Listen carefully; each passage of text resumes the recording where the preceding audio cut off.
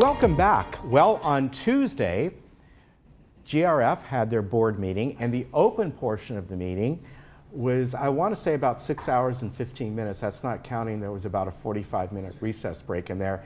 That will be the replay time, because we actually pause our recording during that time. Today we have the board president, John Parker. How you doing? Good to see you. Good morning. And we should mention that I think afterwards you have a closed meeting? Did you still have it that day? Oh, yes. Okay. All right. So, you know, in reality, there was like 2 or 3 really big items where there were a lot of comments from the members, right? Mm-hmm.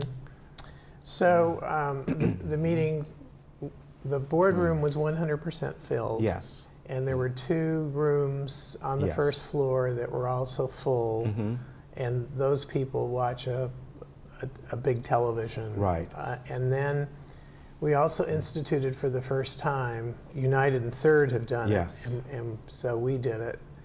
And the secretaries said it works very well for them. Yeah, it does, yeah. So we did a card, a speaking card. And on the card, we also put that only members speak. And so that was not well received by some people who had come to the meeting. But this is the Davis-Sterling law states that at a meeting of the association, members are the people who are entitled to attend the meeting and to speak at the meeting. And a member in United is the person that's the shareholder. The board approved shareholder that essentially. And in Third Mutual, it's the owner of the condominium who has been approved by the board. This is not anything that 99.9% of all associations do. We just formalized it. So that was something that was different. In the open forum, which is the portion of the meeting where people can speak on things that are not on the agenda, we had over 20 speakers. And of those 20 speakers, probably the biggest issue was on this same floor as the studio, is where there's a Mac lab, a PC lab, and a learning lab. And this was a really sad sort of dialogue, because it was all about a misunderstanding. And this entire building is being space planned. And the truth is that when this building was purchased, it had way more square footage than the community needed. And so when they allotted space to different entities within the building, they were overly generous. I mean, if this were over in the Irvine Industrial Center, where people are paying X number of dollars per square foot per month, the space would have been way more efficient. But now that we have a different management, and it makes sense to try and have as many of the staff under the same roof, some of these areas are being re-examined. And as part of that re-examination process, the space planners went into those areas. And then the MAC people talked to Brad Hudson, because these people had been there, and they had a meeting, and then Brad had a meeting with the PC people. And somewhere along the line, it all went south, and what evolved was that we were going to eliminate we were going to move the MAC people and eliminate the learning lab. And that just simply was not decided. There was never a meeting. I mean, I was informed just in a very casual conversation by Brad that he had met and so on. But GRF never had a meeting, no committee ever had a meeting, and no decision was ever made. There's no plan.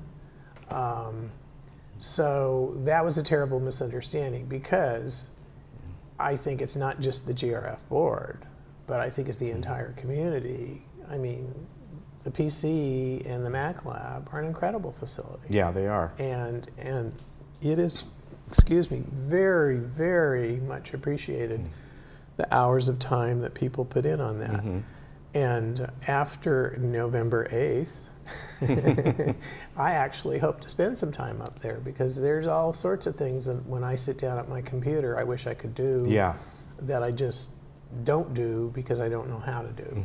And I've taken a class up there. I was, not this year because I knew I wouldn't have time, but previously I was a member of the PC Club. So the board supports, the community supports, and I think it was a bad misunderstanding, and I just hope that people appreciate it for what it was. All right. Which was just a big misunderstanding. All right, very good. So then we can move on to the actual meeting. And we moved the motion to deal with room rental rates. We moved that up to the first item we would deal on because that was why the majority of people were there. And what we were proposing, and this has been going on for as long as I've ever been on a board. And sometimes when you look at what's charged for the room, you wonder whether it's even worth charging it for the paperwork it would take to figure it out. That's true. So the proposal was that the shared cost on renting a room for the larger rooms would go from 10% borne by whoever's using the room to 25%. And that was the proposal. And some rooms didn't change at all. Okay. But it was mainly the larger spaces, the big lounges. And well, two things happened. Obviously that's an increase, but it's an increase because this can has been kicked down the road for years. And the other thing happened is that there was actually an individual going around walking into club meetings and saying, do you know that your rates are going to be tripled? So a lot of fuel was fanned on fire. And so to make a long story short, everybody got to speak, and people on my board said, John, aren't you going to limit them to 2 minutes? And I said, well, they came with the expectation that it was going to be 3 minutes. So I think we should stay with the 3 minutes. And I think after the board dealt with the issue, and first you read the resolution, it's seconded, then there's discussion. Well, during that discussion, there was a proposal to amend the resolution and not have it be 25%, but have it be 12.5%. And that's adding 7% onto no, it would be 17.5%. The new increase would be half the amount. So you already had 10%, so you add on. And there was an argument over the math. But that motion was defeated. So we were then continuing, and this is when all the people that were at the meeting then got an opportunity to speak. And that, I think the second speaker said good morning, and it was the lady from the Harmon Airs, Joyce, who wrote me an email, not pleased with me. And then I mentioned to her that it was already afternoon. So the second speaker only started afternoon. Well, when we finally got to the end of all the speakers, and we're now looking at about 1:30. Yes. We then got into a big debate over the 25% motion got defeated. So then there was a reintroduction of a motion that was the original motion that was defeated, the amendment that was defeated. Well, we had several people in the audience and on the board who all are Robert Rules, whatever, and Brad chimed in. And some people said, yes, it would be legal for us to entertain the motion. Some people said, no, we had to wait another month. So we broke for lunch because our lunch had been sitting upstairs. Our lunch is, the ETA is expected around noon. And it was now quarter to two. So the decision was made that since this item was done, that we would break for lunch. And frankly, by the time you get 11 people and all so on, when the people in the audience stop talking to the 11 people, even after you've stopped the meeting, to get them upstairs, everybody eat, everybody go to the restroom, and get back downstairs, I made the decision that we would adjourn at 2:30. Well, I also received an email criticizing me for not saying what time it was right away, because I actually said, I want enough time to eat. Right. So I do recall, though, right before you folks left, I heard someone say, well, what time would that be? And you did say 2:30. I remember that. I know. I eventually came to a time, but I didn't do it. Oh, okay. All right. You know, I'm not perfect. Guess what? I am not perfect. So then what happened is during lunch, we had further discussion, but also our attorneys always come because they're usually not there in the morning. They're kept informed by phone how the meeting is going. Right. Because their offices are in Rancho Santa Margarita, so they know about how much time it takes. And so we had a long discussion while we were eating. And then when we reconvened at 2:30, people said, well, what are you going to do? What are you going to do? I mean, my fellow board members. And I said, well, I think the most intelligent thing that we can do is to let our attorney give their opinion on the Roberts rules and the Davis-Sterling and everything on that particular motion, how it was handled and what we could do.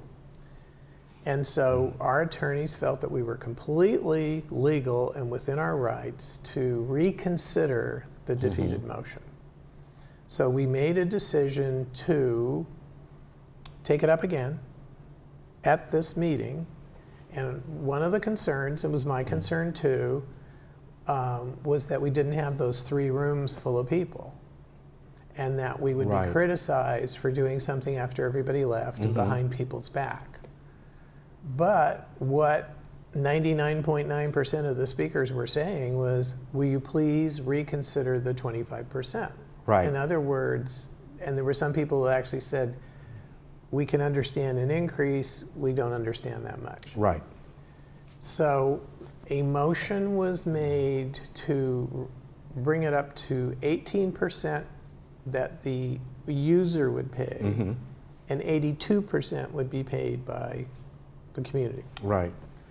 And that motion actually was voted on and carried. So that is, and there is a new sheet based on the 18% of the cost for all the different rooms that is available.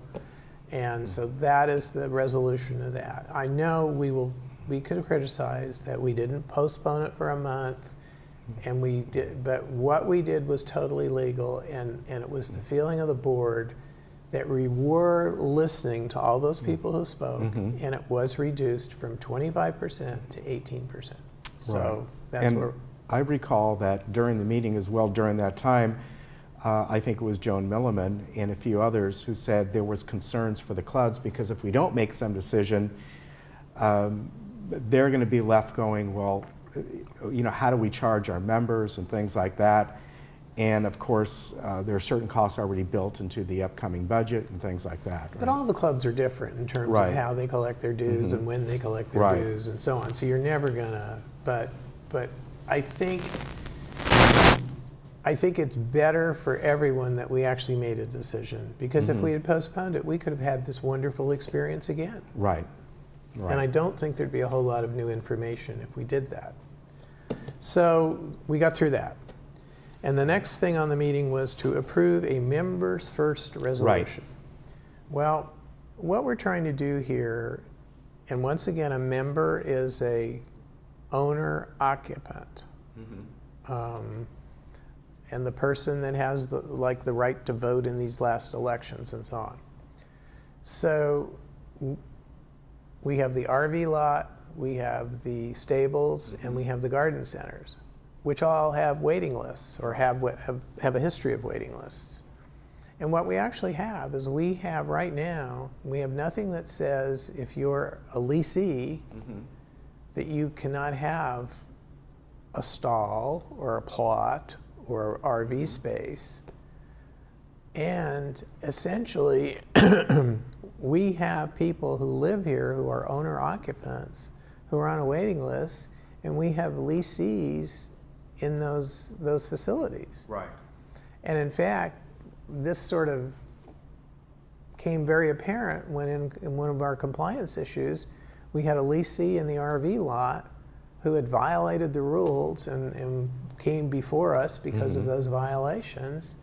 And you're thinking, we have all these people who are on a waiting list, and here's a person who isn't following the rules and is not an owner-occupant. Is this right? Right. So there are some people that think that we are creating a second class of citizenship. The way we look at it, I think Beth Perrick put it in the best, she said, this is a positive. It's a positive that owner occupants are first. Right. And if there's space and so on, okay, these people can come later. So that passed. Okay. That passed. There are a few people that are, don't feel that's democratic or whatever. But may I ask, what will happen to those people who are lessees who are in those slots now? If they're grandfathered at this point, and it'll just become a policy decision because all of those facilities are leased on an annual basis. Okay. So whoever's managing that, and whatever board's in effect at that time, when those leases come up for renewal, depending on the size of the waiting list, that's going to be a policy decision, the way I look at it. All right. So then the next one was to increase the golf fees. Now normally, if we raised the golf fees 25%, those 3 rooms would have been full of golfers. Yeah, yeah, that's true. Fortunately, they weren't. And I truly, truly believe that the golfers had anticipated this. And I also think, and I mentioned this last month, I think out of respect for Bill Blaine, they just decided not to make a big brouhaha. The only controversial issue with the golf fees was we have created a new category. Okay. And that goes back sort of to the members first. We now have a fee for a non-owner occupant. Okay. Which is the difference between a member, an owner occupant, and a guest. Right. And it's about midway, price-wise, in between. And I don't hold me on this, but I want to say we raised the member fee, will be $13 starting January 1st. Okay. And the non-owner occupant, I want to say, is $24. Okay. But the list is published, and I didn't bring it. All right. So it's something right around there. Right around there. It's sort of midway in between. Okay. And of course, the same people that were not happy with a members first policy felt that we were creating a second-class citizen within the community.